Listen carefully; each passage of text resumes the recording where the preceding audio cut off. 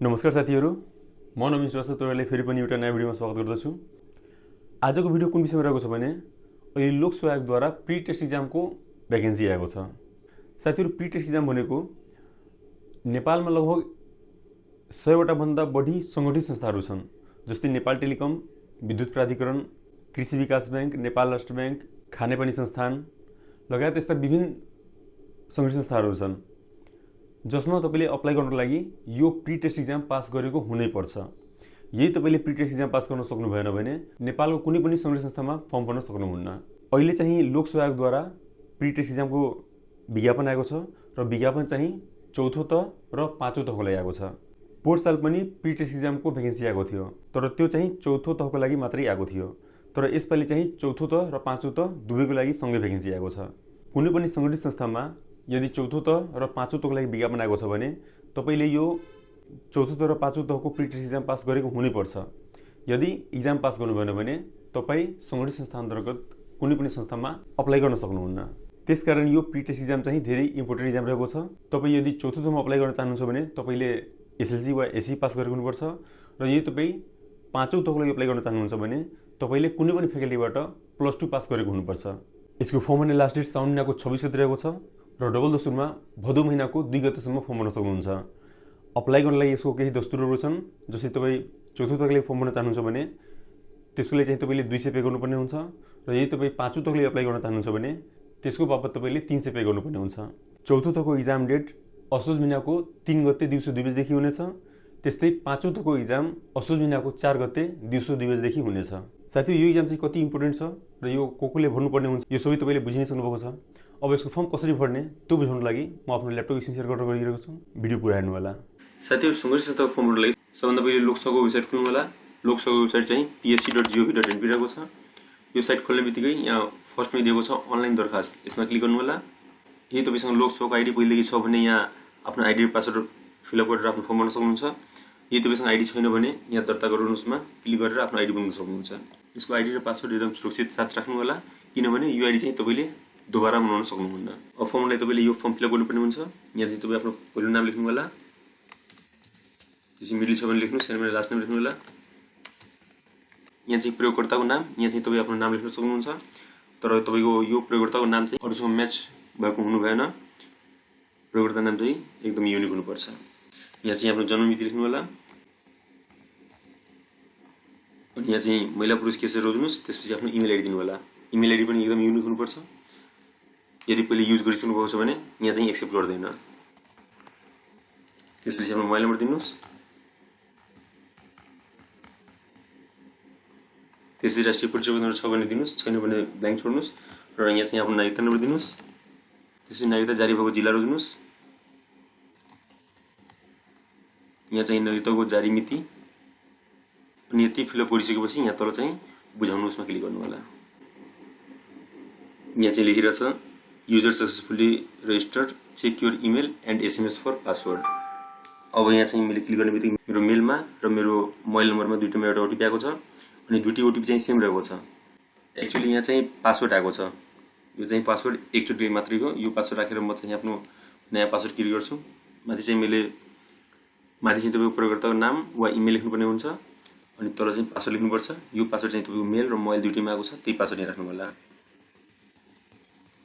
अनि यति राखेँ मैले अनि यहाँ चाहिँ बुझाउनुहोस्मा क्लिक गरेँ। अब यहाँ चाहिँ पुरानो पासवर्ड जुन चाहिँ तपाईँको मेल र मोबाइलमा जुन आएको छ पहिले त्यो पासवर्ड राख्नुहोस् अनि त्यसपछि नयाँ पासवर्ड कुनै एउटा युनिक पासवर्ड राख्नु होला अनि यहाँ चाहिँ बुझाउनुहोस्मा क्लिक गर्नु होला। अब यहाँ चाहिँ मेरो पासवर्ड सक्सेसफुली चेन्ज भइसकेको छ। अब यहाँ रिलगइन गर्न भन्दैछ। अब यहाँ चाहिँ म आफ्नो इमेल आइडी हालेँ र तल चाहिँ यो जुन नयाँ पासवर्ड मैले भर्खर क्रिएट गरेको छु त्यही पासवर्ड राख्छु म अनि यहाँ चाहिँ मैले बुझाउनुहोस्मा क्लिक गरेँ। अब यहाँ चाहिँ फर्म खुलिसकेको छ। अब यहाँ सबभन्दा पहिले चाहिँ तपाईँले आफ्नो प्रोफाइल बनाउनु पर्ने हुन्छ। प्रोफाइल बनाउनको लागि यहाँ चाहिँ मेरो प्रोफाइलमा क्लिक गर्नु होला र यहाँ चाहिँ मेरो अघि फिलअप गरेको नाम सो गर्दैछ। त्यसपछि यहाँ नाम चाहिँ नेपालीमा लेख्छु। त्यसपछि डेट अफ बर्थ पहिले लिएको छ। यहाँ लिङ्क चाहिँ पुरुष महिला के छ त्यो रोज्नुहोस्। सुरुमा तपाईँले जे रोज्नु भएको छ त्यही यहाँ सो गर्छ। मानुस् तपाईँले सुरुमा गल्ती रोज्नु भएको छ भने यहाँ करेक्सन गर्नु होला। यहाँ चाहिँ आफ्नो बुवाको नाम लेख्नुहोस्, आमाको नाम लेख्नुहोस् त्यस्तै हजुरबाको नाम, पति पत्नी छ भने नाम लेख्नु, छैन भने छोडिदिनुहोस्। अनि नागरिकता नम्बर तपाईँको हालेकै छ, जारी मिति पनि छँदैछ। अब यहाँ अर्कोमा क्लिक गर्नु होला। यहाँ चाहिँ अतिरिक्त तपाईँको कुन कास्ट हो कास्ट लेख्नुहोस्, तपाईँ धर्म कुन छ धर्म रोज्नुहोस्। यहाँ चाहिँ म्यारिड अनम्यारिड के छ त्यो रोज्नुहोस्। रोजगारीको अवस्था आफ्नो रोजगारीको अवस्था रोज्नुहोस्। मातृभाषा तपाईँको मातृभाषा के छ त्यो रोज्नुहोस्। त्यसपछि शारीरिक रूपमा अपाङ्ग हुनुहुन्छ, यदि तपाईँसँग कुनै अपाङ्गता छ भने यहाँ हो गरेर आफ्नो अपाङ्गता जनाउनु होला। यदि अपाङ्गता छैन भने होइनमा टिक गरेर अगाडि बढ्नु होला। यहाँ चाहिँ बुवाको शैक्षिक योग्यता, आफ्नो बुवाको शैक्षिक योग्यता बारे लेख्नुहोस्। आमाको शैक्षिक योग्यता रोज्नुहोस्। त्यस्तै बुवाको पेसा रोज्नुहोस्। त्यस्तै यहाँ चाहिँ आमाको पेसा रोज्नुहोस्। अनि तपाईँको भौगोलिक क्षेत्र पहाड हिमाल तराई के छ त्यो रोज्नुहोस्। यहाँ चाहिँ म आफ्नो सङ्गठित संस्थाको फर्म भर्दैछु। सङ्गठित संस्थामा कुनै पनि समावेशी कोटा छैन, त्यसकारण मैले यहाँ चाहिँ समावेशीमा भर्न मिल्दैन। अनि यहाँ चाहिँ मैले फेरि अर्कोमा क्लिक गरेर अगाडि बढ्छु। यहाँ चाहिँ सम्पर्क एड्रेस अस्थायी ठेगाना पर्मानेन्ट एड्रेस यहाँ लेख्नुहोस्।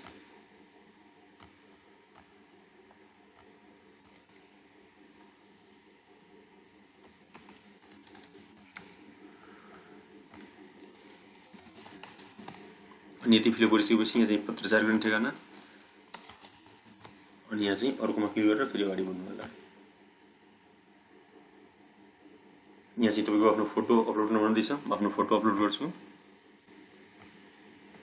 यहाँ चाहिँ तपाईँको स्क्यान गरेको हस्ताक्षर, यहाँ चाहिँ आफ्नो सिग्नेचर अपलोड गर्नुहोस्।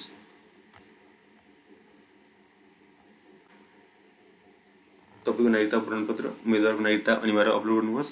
यहाँ चाहिँ फ्रन्ट साइड अफ सिटिजनसिप, यहाँ नागरिकताको अगाडिको भाग अपडेट गर्नुहोस्। यहाँ चाहिँ ब्याक साइड अफ सिटिजनसिप नागरिकताको पछाडिको पार्ट राख्नुहोस्। अनि यति राखिसकेपछि यहाँ चाहिँ अर्कोमा फेरि क्लिक गर्नु होला। यहाँ चाहिँ तपाईँ 5औं तहको फर्म भरिदिनुहुन्छ भने आफ्नो +2 को डिटेल जान्नुहोस्। यदि तपाईँ 4th लेभलको लागि फर्म भरिदिनुहुन्छ भने आफ्नो एससी वा एसएलसी को डिटेल हाल्नु होला। म चाहिँ 5th लेभल फर्म भर्दैछु। 5th लेभलको लागि मैले +2 को डिटेल दिनुपर्ने हुन्छ।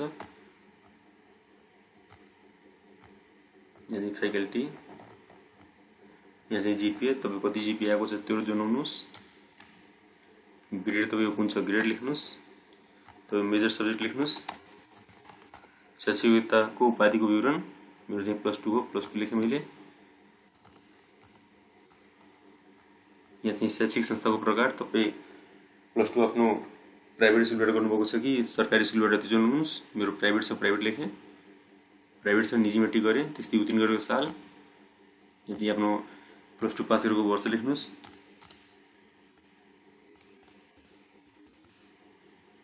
अनि यहाँ चाहिँ आफ्नो डकुमेन्ट अपलोड गर्नुहोस्। ग्रेड सिट, मैले आफ्नो +2 को ग्रेड सिट हालेँ। त्यस्तै आफ्नो +2 को क्यारेक्टर सर्टिफिकेट हाल्दैछु। अनि सक्षमता अपलोड गर्नुहोस्। यदि तपाईँले आफ्नो शिक्षा नेपाल बाहिरबाट लिनुभएको छ भने तपाईँले आफ्नो यहाँ सक्षमता अर्थात् इक्विभ्यालेन्ट लेटर हाल्नुपर्ने हुन्छ। मेरो शिक्षा चाहिँ नेपालबाट भएकोले मलाई यो पर्दैन। अनि यहाँ बुझाउनुहोस् न, मैले क्लिक गरेँ।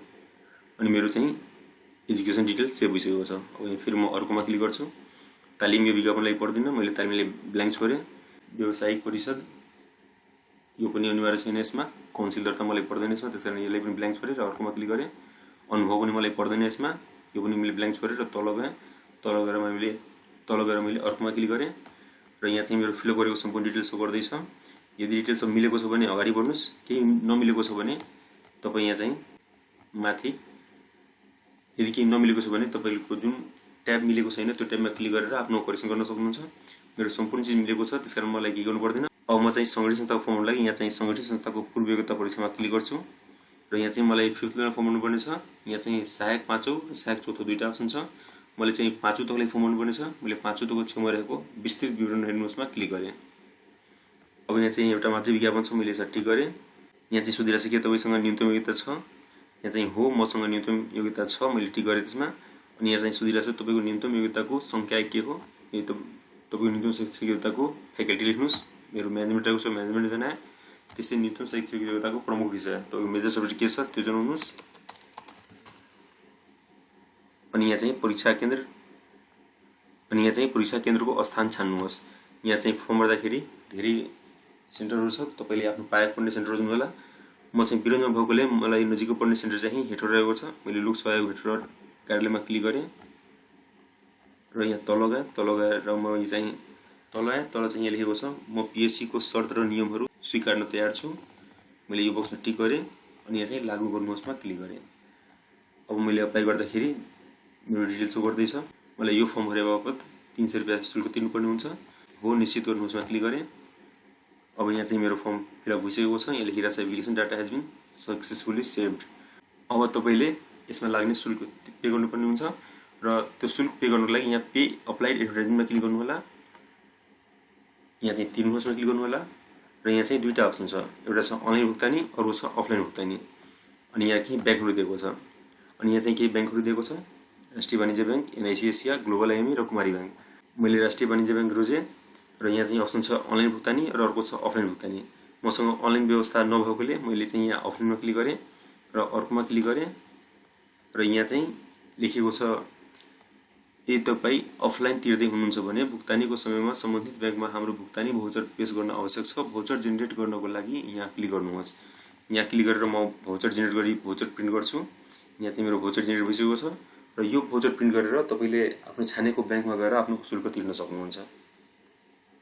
र शुल्क तिरेपछि तपाईँको फर्म विज्ञहरूले चेक गर्नेछन्। फर्म भरेको सम्पूर्ण डिटेल ठिक हुन्छ भने तपाईँको फर्म एप्रुभ हुन्छ, तपाईँको एडमिट कार्ड आउँछ। यदि केही नमिलेको छ भने तपाईँको फर्मलाई होल्डमा राखिन्छ र तपाईँले केही टाइम दिन्छ करेक्सनको लागि।